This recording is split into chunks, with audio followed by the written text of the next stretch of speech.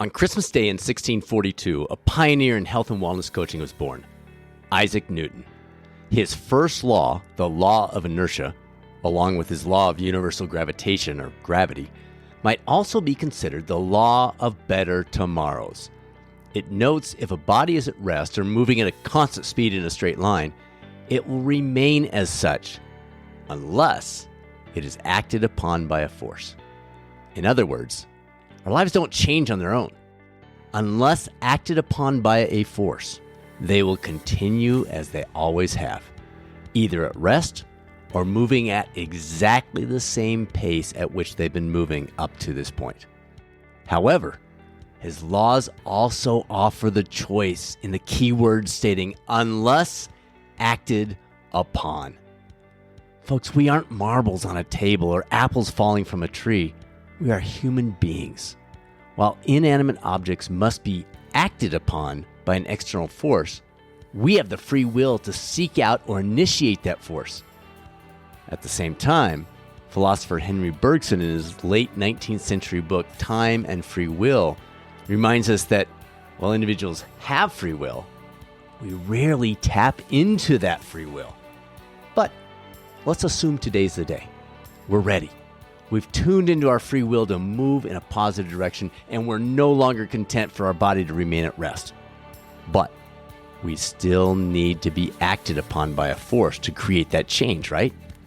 So what's your force? Maybe it's registering for that class you've been pondering. Maybe it's connecting with your board-certified coach through your employer, EAP, to bring out the intrinsic motivation or force that sits below the surface in each and every one of us. Maybe it's texting a couple friends and spurring one another on to pursue some group challenge of some sort. Maybe it's signing up for that local 5K. David Brooks, in his latest book, How to Know a Person, reminds us every single individual with whom we come into contact is a unique, never to be repeated individual. Sometimes we forget that includes us. As you consider the optimal Coach Newton force for you and your life, keep that uniqueness, your uniqueness, at the forefront. What works for your sister, spouse, coworker, social media poser, or weekly podcast host doesn't mean it's the optimal force for you. Experiment. Give it 30 days. Rinse, and if ineffective, repeat.